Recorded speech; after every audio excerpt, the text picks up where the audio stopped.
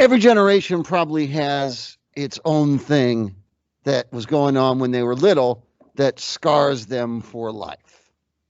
So the generation that's just about 10 or 15 years older than you, that grew up right in the aftermath of 9/11, grew up in a time where we were all terrified that there could be a terrorist attack anytime, any place, because there just was. Okay, we just experienced one, and now we saw terrorists around every corner. So the kids that grew up in the early 2000s grew up with that drilled into their minds, that look, and around any corner could be somebody looking to blow you up. All right, and I'm sure that that is what they talk about when they go see their therapists for the rest of their lives. You've got school shootings. All right, you grew up with it being normal to have a drill where we pretend there's a shooter in the school and you go stand in the corner to practice for what to do. I didn't have that. That wasn't a thing when I went to school. Y'all had that, and that's what you will bring to your therapists for the rest of your life. When I was growing up, we had nuclear war because the United States and the Soviet Union each have had an arsenal of nuclear weapons capable of destroying all of humanity several times over. And there have been times in this period where we got really close.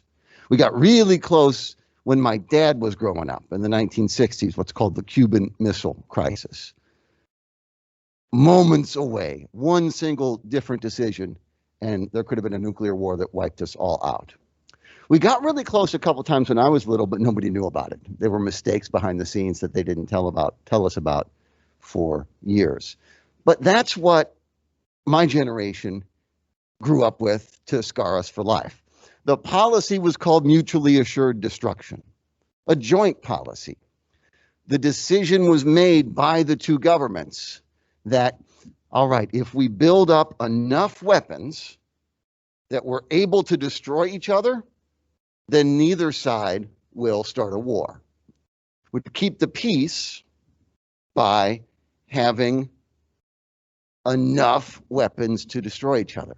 Okay. So if I got a baseball bat and Victor's got a baseball bat and Valeria doesn't, I'm more likely to hit Valeria with the baseball bat than Victor, because Victor can hit me back.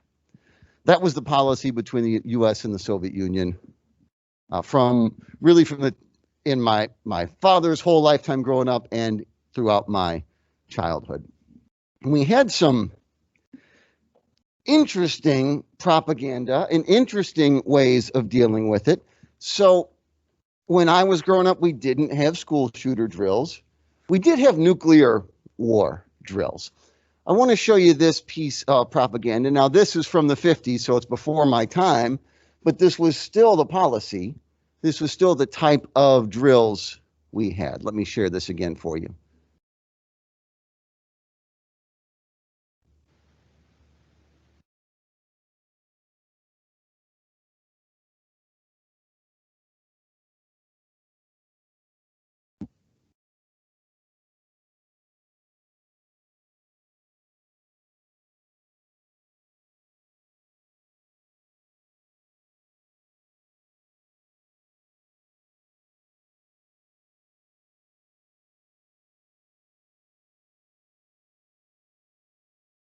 Can't see anything. You can't see anything? No. Oh, okay. Thanks for letting me know. I'll fix it. And thanks for letting me know by speaking up, because if someone was trying to tell me in the chat, I wouldn't have been able to see. So cue the sound. Oh, that black box that they can't see is what I clicked on. And guys, I promise that black box I'm always complaining about is real. Duck and cover. Be sure and remember what Bert the Turtle just did, friends, because every one of us must remember to do the same thing. That's what this film is all about. Duck and cover. Paul and Patty know this. No matter where they go or what they do, they always try to remember what to do if the atom bomb explodes right then. It's a bomb. Duck and cover. Sunday, vacation time, we must be ready every day, all the time, to do the right thing if the atomic bomb explodes. Duck and cover. That's the first thing to do. Duck and cover. First, you duck. Then, you cover. You duck and cover tight. Duck and cover under the table. It's a bomb. Duck and cover. He did what we all must learn to do. You and you and you and you. Duck and cover. Yep. So that was, hang on. I'll show you how it worked, the drills in school. So my first few years of school, we'd have the nuclear war drill. So the bell would ring or the announcement would come over the intercom, just like the one today. You have the active shooter drills, or they probably use the euphemism lockdown drills, but that's what it means. For us, the nuclear war drill. So, okay, there's been a nuclear bombs dropped. So here's what you do, kids. And we would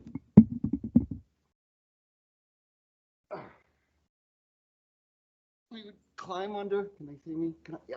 We'd climb under our desks like this and put our hands over our heads, interlock our fingers, put our hands over our heads. And now you won't be able to see me, but crouch down like this. Boy, the people behind me are not getting my best angle right now. But, and so, yeah, because, oh my goodness, I was not 41 years old the last time I did this.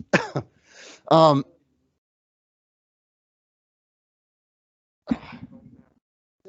nuclear bomb, so like the radiation still affects you, so it's still kind of covering your head. So Victor is suggesting that perhaps a school desk and my knuckles would not really be enough to protect me in the event of a nuclear bomb, and he's absolutely right. It would do nothing to protect you. It was propaganda.